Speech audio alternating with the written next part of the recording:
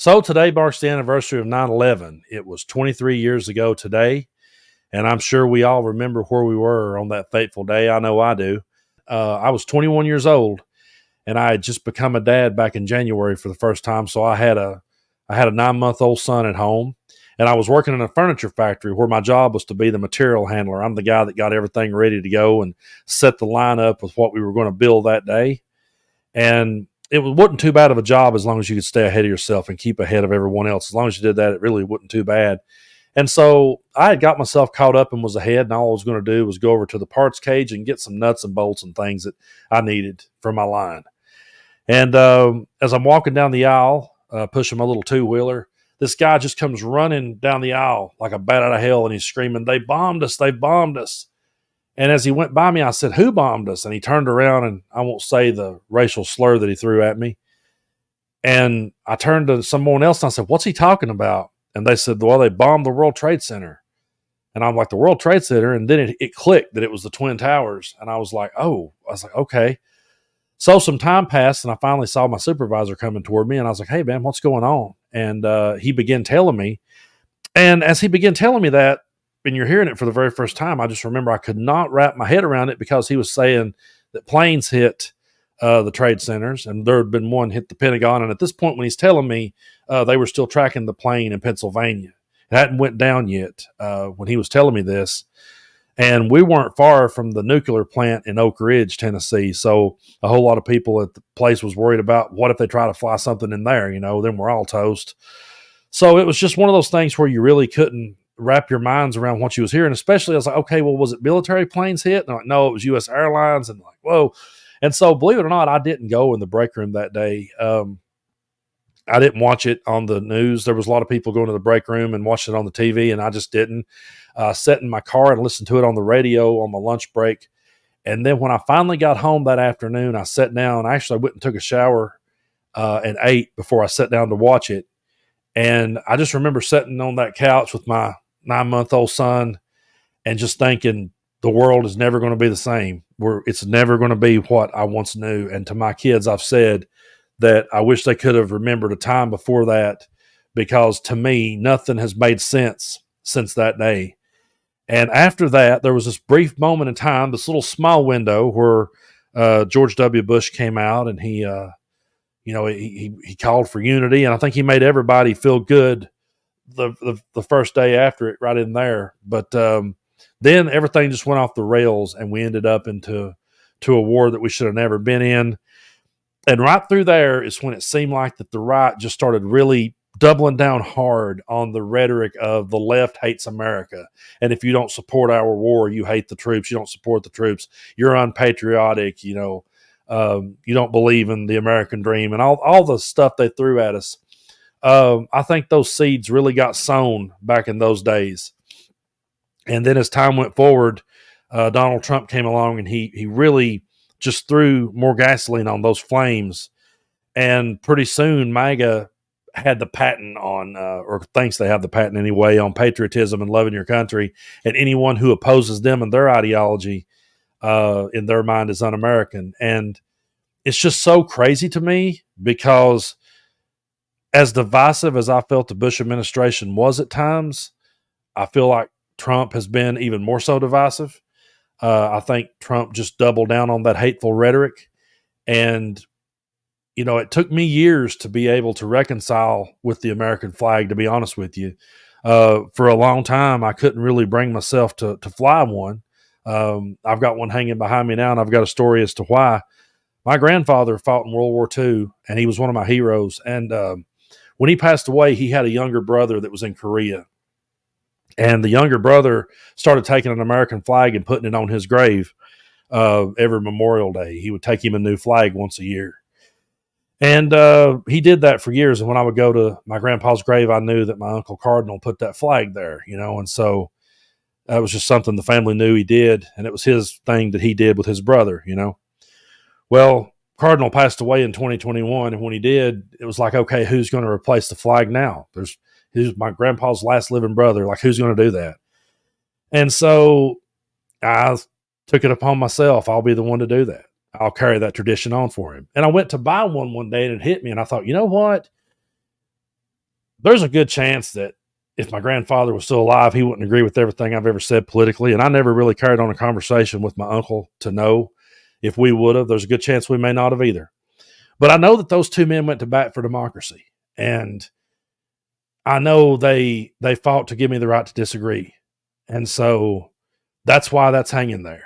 But when I hear MAGA talking about patriotism and their love for this country, and they follow Donald Trump, who has been so rude and insulting and just cruel to the men and women in uniform and the people who give the ultimate sacrifice to this country, then when I see that, I just can't stay quiet about it. And so I'm going to read you a little bit here from this article from Midas Touch, talking about Donald Trump and the lies that he's told about 9/11 over the years. So I'm going to bring this up for you.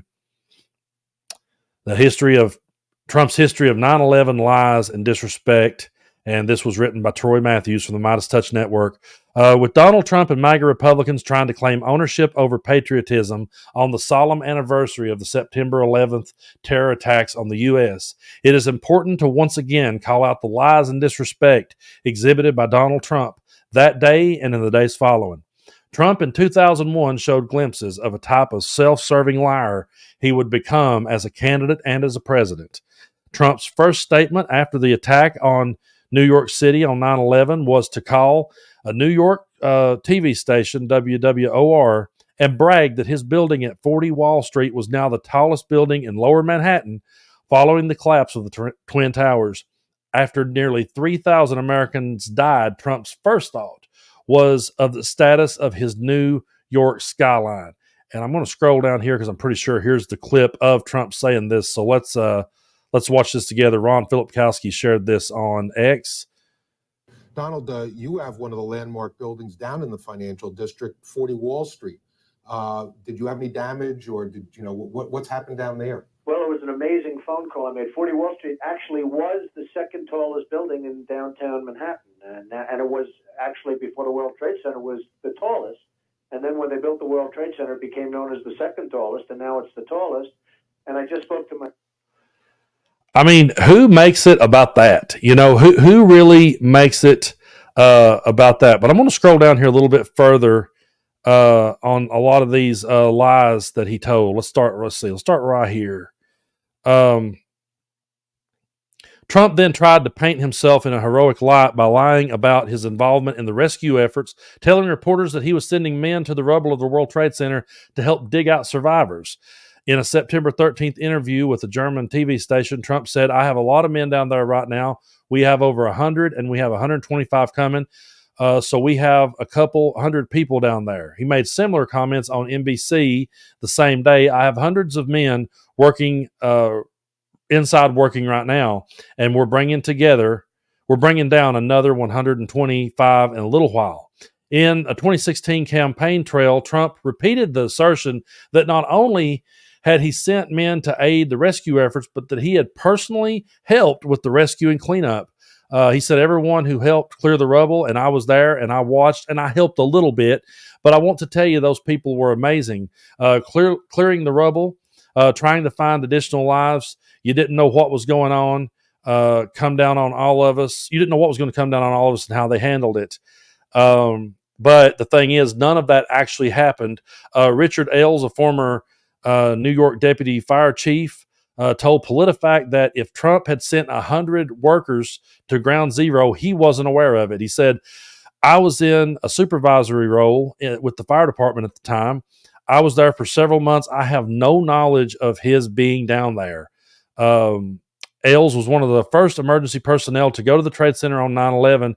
He has been a tireless advocate for health care for 9/11 responders. But if you go on right down here, the lies did not end there. Folks, get a load of this.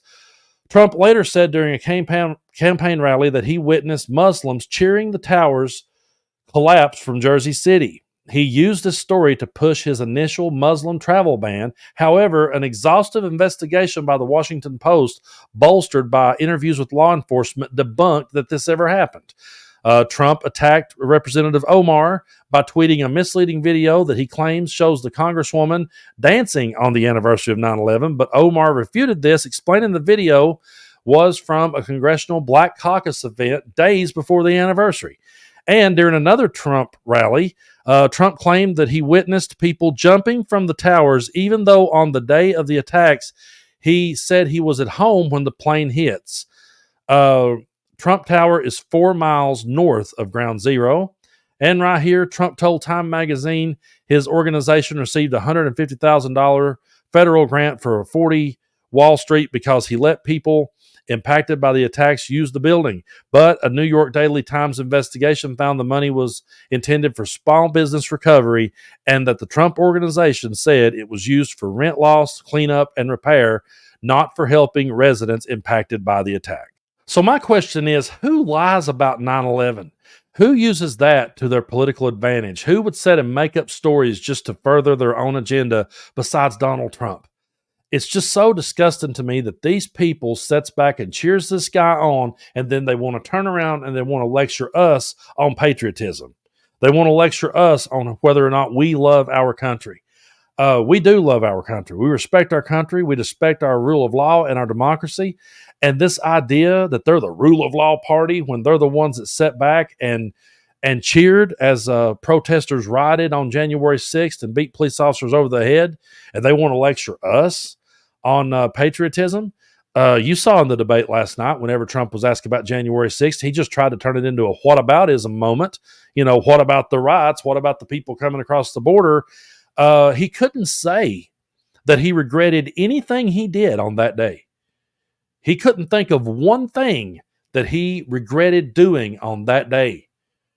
Think about that. Take all the time you need. We'll all stop and pause on that moment and just think about the fact that this guy can't see anything that he would have done different on that day. He has no regrets.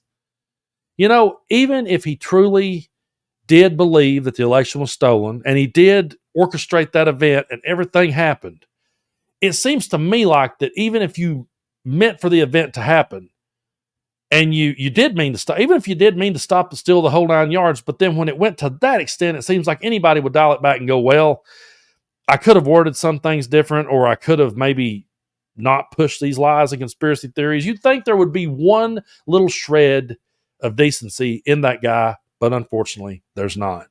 And this is a guy who not only has a problem with overthrowing democracy and being dictator on day one and terminating the Constitution anytime he sees fit. And yes, I'm going to keep repeating those talking points as long as I have to, but this is also a man who would lie about 9/11, lie about helping out, lie about, things to try to get ahead politically.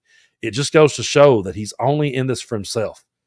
Donald Trump does not give a damn about me or you, and he doesn't give a damn about this country. He's not running on his record, he's running from his record. And we have got one of the best candidates that's came along in years. And we need to push her over that finish line and make her Madam President. And then we'll start trying to pick up the rubble that Donald Trump left behind. And that's going to take years.